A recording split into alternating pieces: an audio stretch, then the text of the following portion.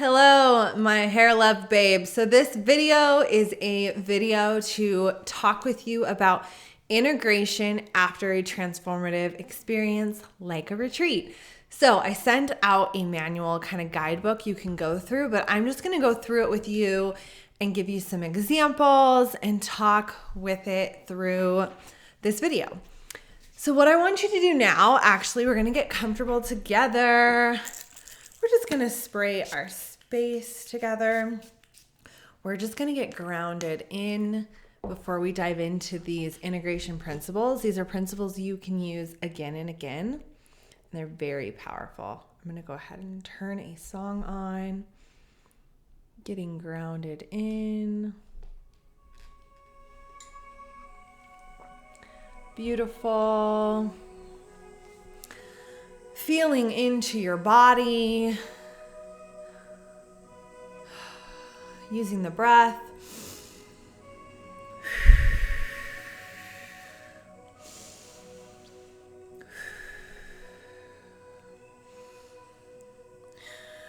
Coming back home. Your body is your home. It is your temple. And I just want you to feel into all of the cords that are connected to you in your life right now. These cords may be to-do lists, desires, people who need you, clients. Feeling into them all plugged into you because you are an energy source. Giving yourself permission throughout this call where you're going to learn about integration and great change to unplug and detach from these cords. Letting them rest on the ground safely. Knowing throughout your integration, you may choose to leave behind any of these cords that no longer serve you. And you may also choose to re-plug into any that feel necessary, needed, or for your highest good. Remembering that your body and your vessel always has to come first. This is your electrical system. And that when you take care of your nervous system, your body, your mind, your soul, you do what's for your highest good. It is always for the highest good for those around you because they are plugged into you and you are part of a massive ripple effect in your life. Feeling into that truth and that knowledge.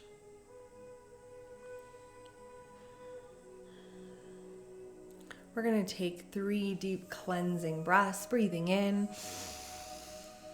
holding at the top, 3, 2, 1, breathing out. Using the breath to detach and cleanse before we learn more about integration. Breathing in,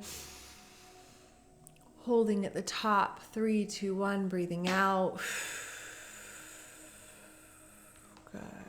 I like to shake it out. Shake the energy out. Good. One more cleansing breath, breathing in.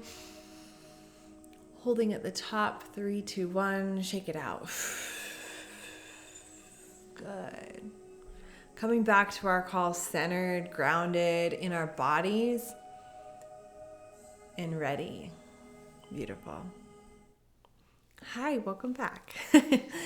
So I'm going to go through this guidebook, but these are principles you guys can use after anything transformative in your life. These are principles that you get to play with. So number 1, holding space for yourself. All of you have learned a lot about holding space at this point, but it's very important to create space for yourself throughout integration. When we learn something or experience something, right, a hair love or a retreat takes us out of our element, and then we're thrown back into life and the stresses and pressures, it's important to create space to express or get rid of some of those pressures, to clear, to feel, to process, and to know that there might feel like a disconnect. Sometimes we come home very blissed out. Sometimes we come home and feel like we get smacked in the face with life. Sometimes we come home and realize the polarity and from where we've been and where our life is.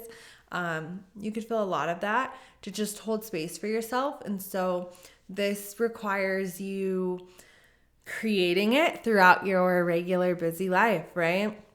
This could look like an additional 10-minute drive on your way home or from work, small rituals, as simple as a spray or as a meditation practice or time to work out, or just time to rest, and to just be patient with yourself and know that whatever is coming up, it's coming up for you to learn from.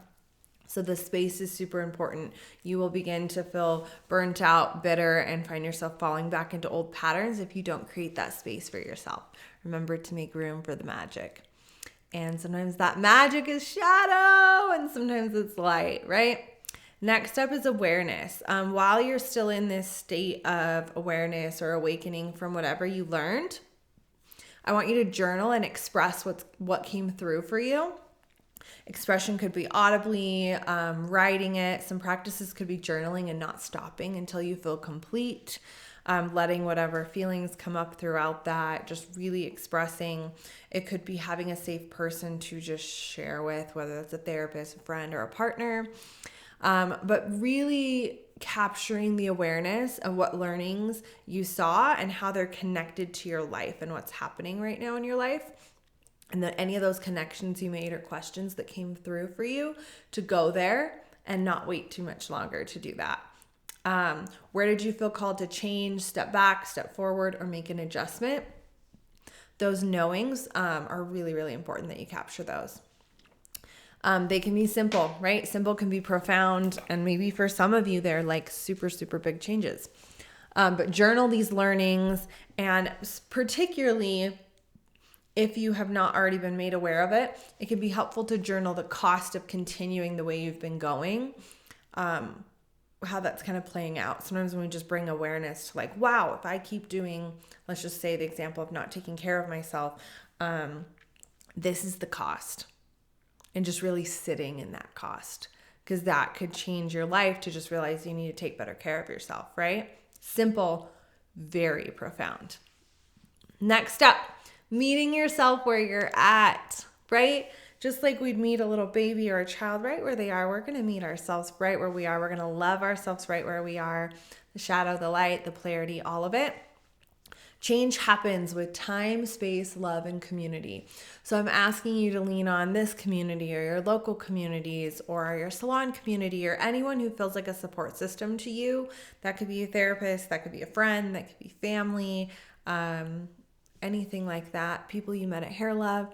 And communicate, particularly with the people who are in your inner circle, with what you're going through, working towards, or working on. Hey, this is what's coming through for me. This is what I'm experiencing.